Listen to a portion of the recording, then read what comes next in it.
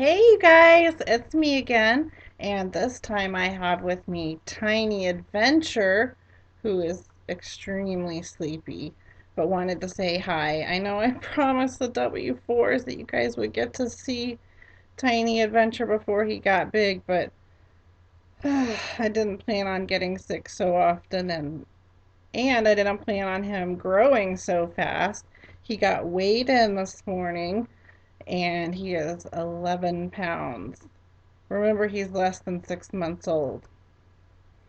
Anyway, today we're going to talk about two different notes that you guys have.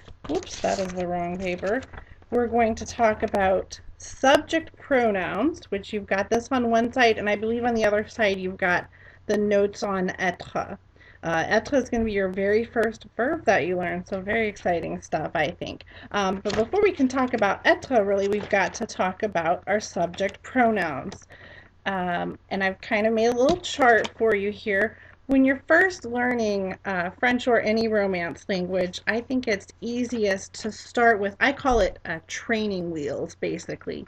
You start with this, uh-oh, sorry. He's new to this camera business just like I am. But you start with these training wheels, I call it. It's really, you just draw a grid with 6 little spots in it, and before you know it, you won't even need the grid. You'll just be able to write them in and know them without having to do that. But it's easiest to start off with the basics. So subject pronouns. I know sometimes I use a lot of grammar terms, and you guys might be like, I have no idea what a subject pronoun is. What is a pronoun? What is a subject? In English, is because you don't really necessarily learn those grammar terms anymore. When I was growing up, we always learned those grammar terms, and so to me, this makes sense. Um, but it may make more sense to you if you learn the English meanings for these. So, a subject pronoun in English, we've got several. You have I go to the store, I walk in the mall. You have the subject pronoun you in English. You are a cool guy. You are a great friend. You are going to Walmart later. Um, Also in English, we have um, we want to be able to say you plural. We have a lot of ways that we make up. We say y'all, yins, you guys. We don't really have a proper way in English to say you plural. But I think you're gonna like this in French because we do have a proper way to say that. Back to the subject pronouns in English, we had I, you, we have he. He is so cool. He is a funny kitten, tiny. We have the pronoun she. She is blonde. She is smart. She is walking to the store right now. We also have it in English. It's kind of an iffy subject pronoun, but we you can use it. It's a cool movie, right? It's a good time to cut your hair. And we also in English have some plural subject pronouns. We say we are eating dinner, we are going to the movies later on. And we also have they. In English, we don't really have a way to distinguish whether we're saying they, a group of girls, or they, a group of guys, or they, a mixed group of people. But again, in French, we do have a way to make that distinction. So I think it, it's going to be it's going to make a lot of sense to you, I think. I know when I was first learning these, I thought, wow, I wish English had those kind of distinctions. I think English would make a lot more sense if it did.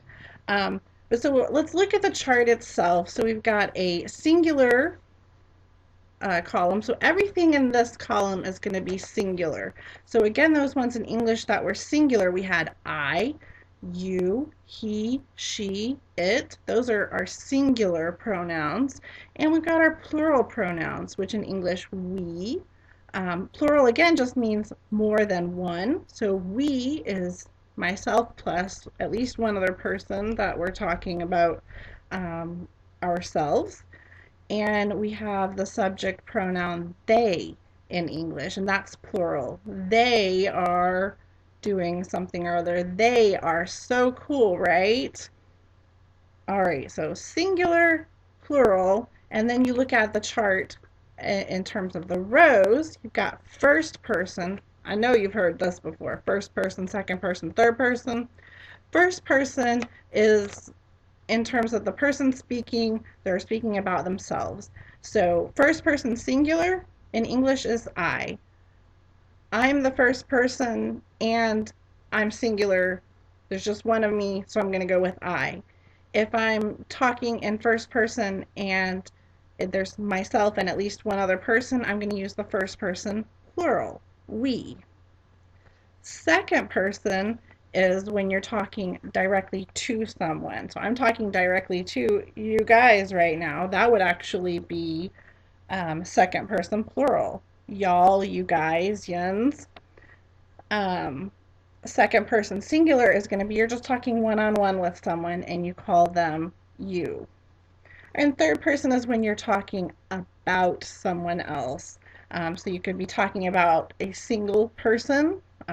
He is going to the movies with Sophie tonight. You could be talking about plural people. They are going to the prom together.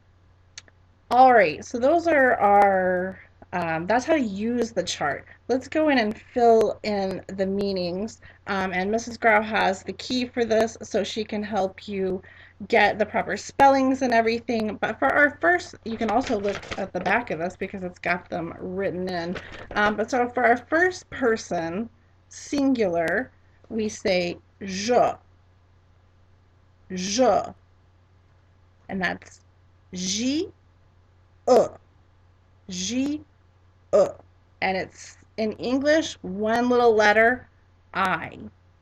Now, an interesting fact about that is in English, I'm sure you know this from your language arts classes, we always have to capitalize the I. In French, you never capitalize je unless it is the very first word of a sentence. It kind of makes sense to me because in English we don't capitalize any other pronoun. Why do we do it for I as if I is somehow more important? I've never understood that. So none of these guys are going to be capitalized unless, again, it is the first word of a sentence, in which case you always will capitalize the first word of a sentence. All right, so again, first person singular I is je, je. Let's go down to second person singular. So I'm talking directly to someone, and that is tu, tu. And that is spelled T-U, T-U. In English, that's going to mean you. And I put there in a little bracket so you would know tu is a singular informal way to say you. I know we talked about this when we did the conversation unit and we said, comment vas-tu versus comment allez-vous? And we said one is informal, one is formal. Another way to think of it is that it's also singular. So if I say tu, not only am I speaking very informally, it's someone that I'm very close friends with, that I'm on a first name basis with, but I'm also speaking only to one person. If I'm going to speak to a group of people, like when I speak to you guys, I'm going to use the plural form. But so it's important to remember this little part in the brackets. You may want to highlight it or star it or something. Singular and informal is tu. Now your third person singular in French, I had to put a slash in there because, well, you can fill in the English. It's he and she.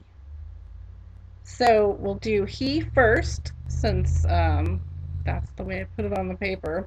The word to say he in French is il, il, and that's spelled I-L, I-L.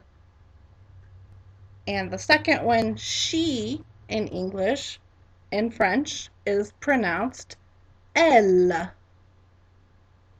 elle, and that is spelled E,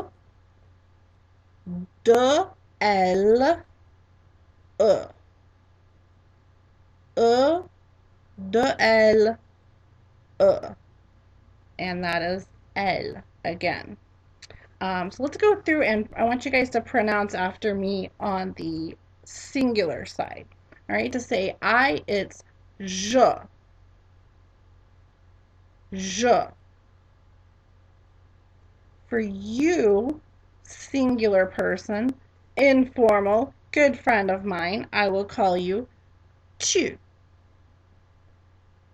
tu. Notice that that is pronounced just the tiniest bit differently from in Spanish, which is more like tu. This is it really has a ya sound in it. Tu.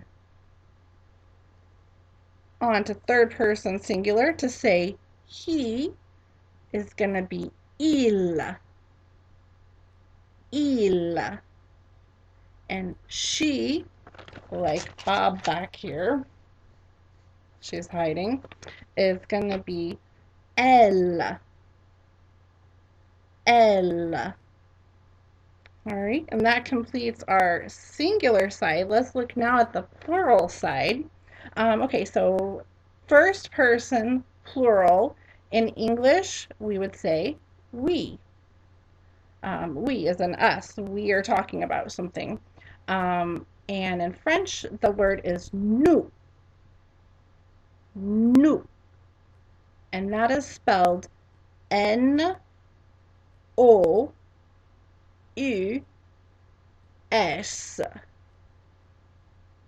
N-O-U-S. On to second person plural. So again, in English, it means you, but I put that in brackets there. It can mean y'all, you guys. It can also mean you formal. If you're talking to your best friend, you're going to say tu. You know that person very well. You call each other by your first name. However, if you're speaking to, say, your boss or the principal or the president of a country, you would say you sir, you madam. And that has the same meaning in French. Now, if you speak Spanish, that may sound weird to you because in Spanish you have two different ways to say that. In French, it's all one. But this word is vous, vous, and it's spelled V-O-U-S.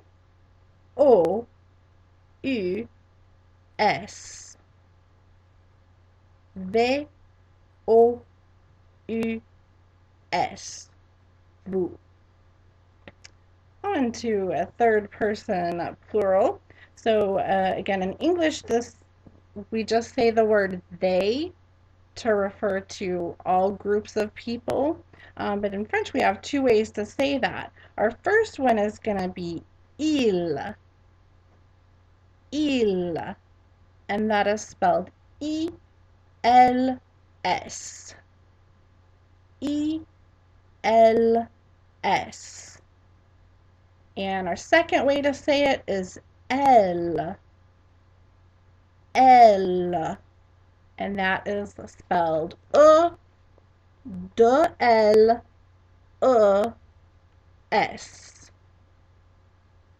E-D-L-E-S.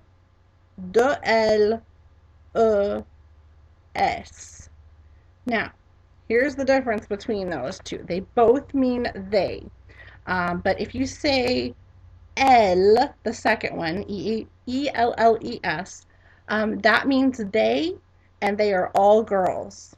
You're talking about a group of people where there is not even one boy present, it is all ladies, or if you're talking about objects and you're saying, oh, those rulers are so cool, well, you know that ruler is a feminine noun, you would have to use elle. So elle means they, but all feminine nouns. The first one though, I-L-S, that one's a little bit more tricky because it has two possible meanings. Both of them mean they.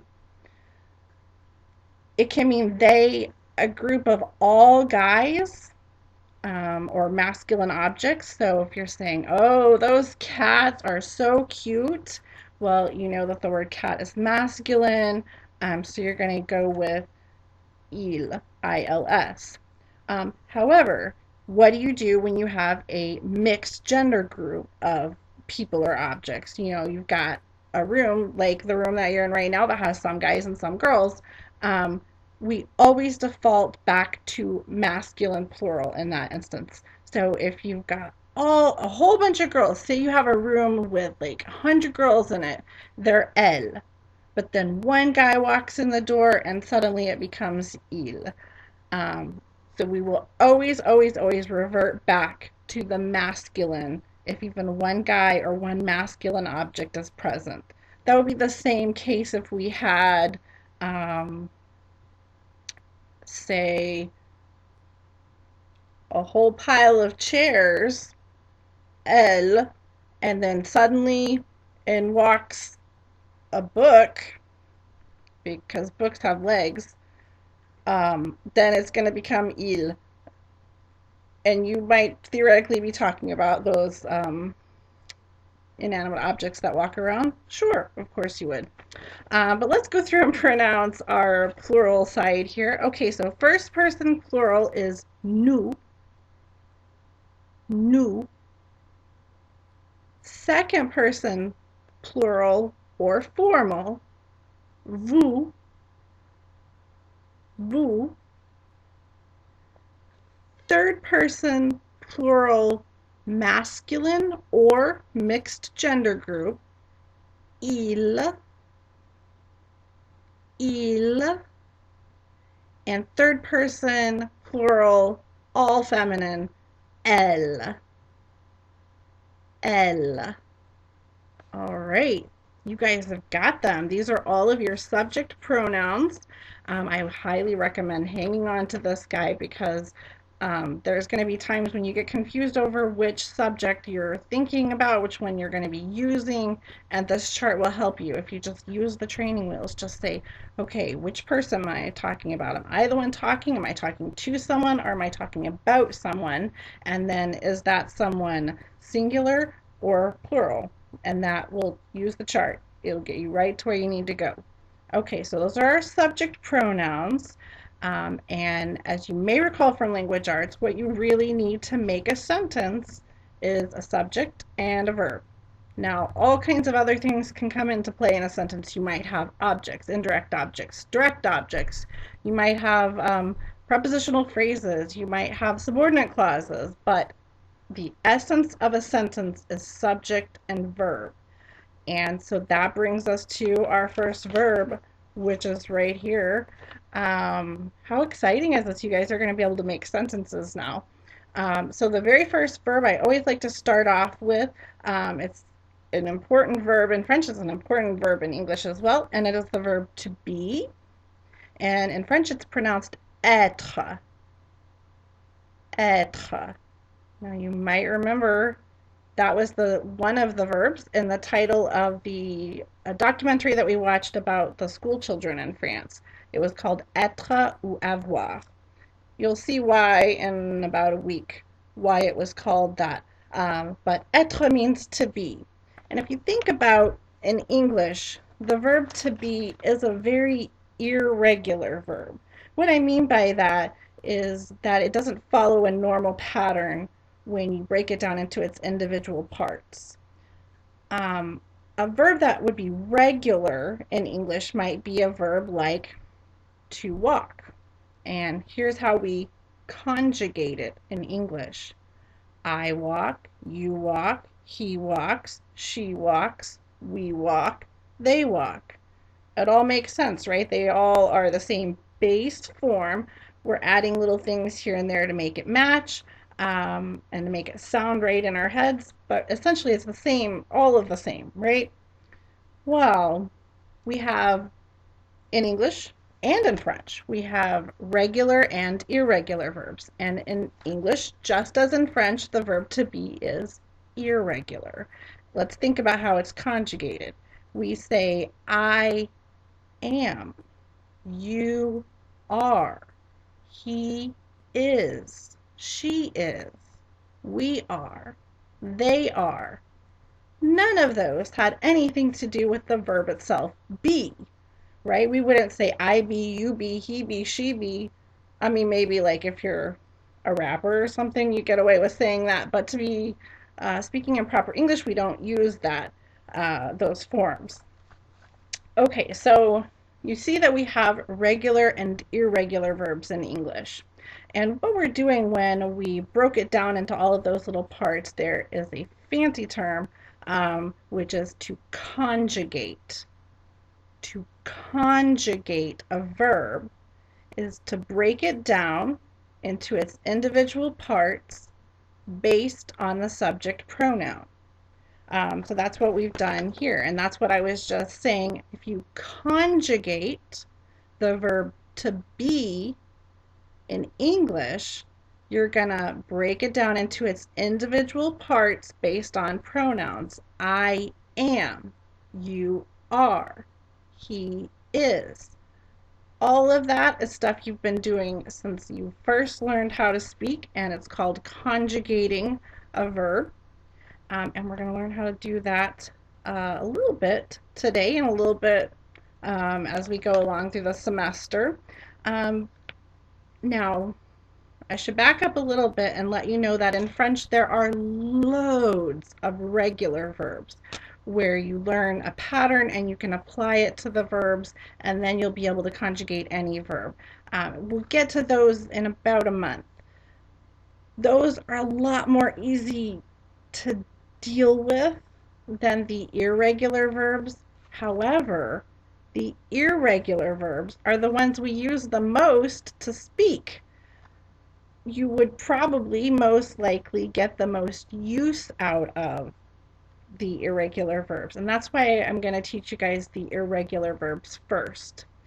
I like to call them the big four verbs because there are four big verbs in English and in French that are ones we use every single day, all the time, for conversation, for any kind of speaking, any kind of writing, and they are irregular in French and they are irregular in English as well. Those verbs are to be, which we're going to see today, to have, which we'll see next week, to go, and to do, to make. Do and make are kind of the same verb. Those are the big four, and by the end of this year, you will know all of the big four plus some regular verbs, some ways of categories of verbs where you regularize them, and those are a lot easier to deal with because you simply learn the rules for those and then you can apply it to any verb. The bad news is with the irregular verbs, you just got to memorize all of the forms. But the good news is there's only four of them. So at this point, if you can just memorize this one verb, you'll be on the right track to being able to do a lot more speaking, a lot more writing, and making lots of sentences. All right, so the verb to be, we're just going to go through and conjugate it. If you're going to say I am, that is je suis. Je suis. You might remember that from the conversational unit. You were able to say je suis fatigué. I am tired. So again, I am, je suis. You are, if I'm talking to someone and I'm like, wow, Julie, you are cool, then I will say tu es. Tu es.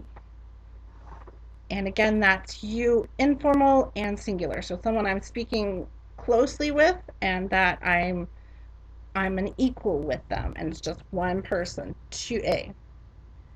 To say he is, it's il est, il est, and she is elle est, elle est. Now you'll notice in the word a, it has 3 letters, right? E-S-T. You're only pronouncing one of them.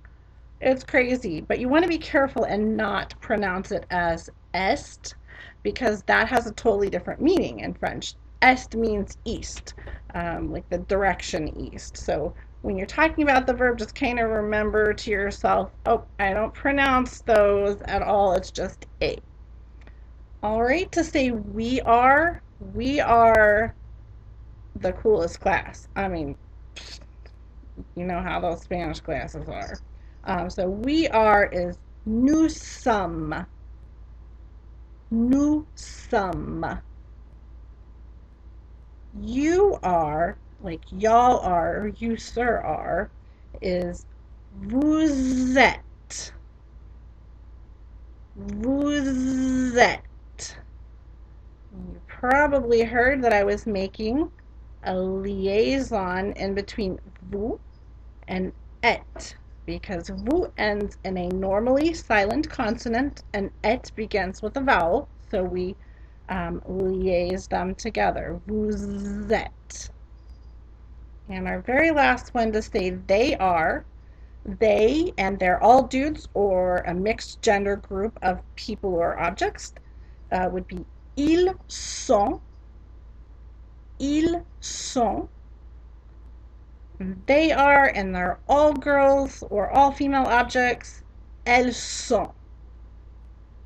Elles sont. All right, I want to go back through this with you guys and have you pronounce the forms, and then I'm going to show you my little way to memorize this verb. Please don't laugh. But again, let's go through and pronounce. So to be is être. I am, je suis. You are, tu es. He is, il est. She is, elle est. We are, nous sommes. Y'all are, or you formal are, vous êtes.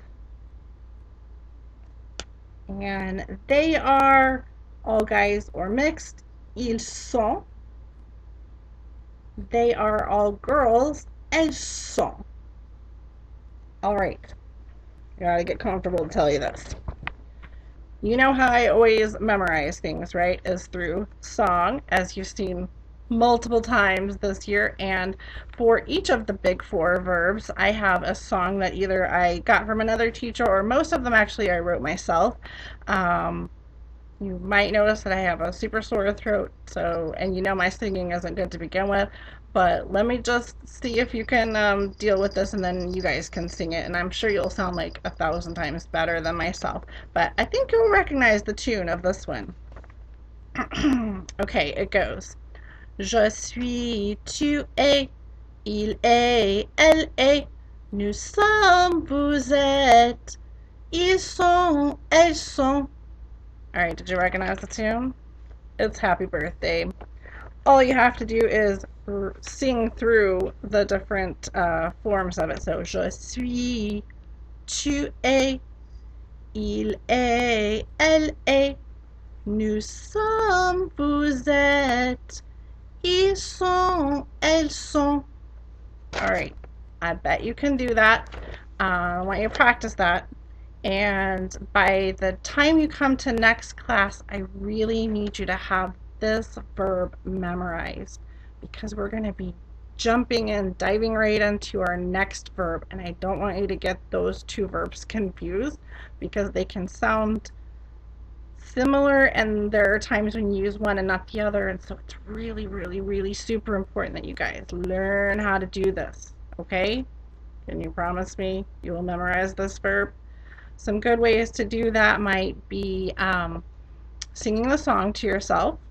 You could make flashcards for it, or what I used to do, and I still do anytime I'm learning a language, is I will just take a sheet of um, computer paper, basically like this, and turn it sideways, and I will draw my verb chart on here nice and big. I will use my most beautiful Sharpies, all different colors, and then I will post it, on the refrigerator door or on the front door or on the bathroom door or on the mirror or someplace that I'm going to see it a lot. And as I walk past it each time, I kind of read that to myself, and I promise that works. It has helped me memorize verbs like that. Um, Depending on when you're seeing this video, there may even be some examples of these still hanging in the room that I noticed the Spanish class did. They did some boot verbs, which we'll get to, don't worry. But the idea is the same, taking a beautiful piece of paper and some pretty markers and making something nice that you can look at, and the colors really draw your attention and make you look at it. And you place it in a location where you're going to see it often. I promise it helps it get into your head. I don't know, it's something about our brain chemistry that makes that work. All right, thank you guys for being so patient and watching this, and you've got some work to do. I've got some work to do. I'll see you in the next video, and I miss you terribly. I can't wait to see you again. All right, à plus.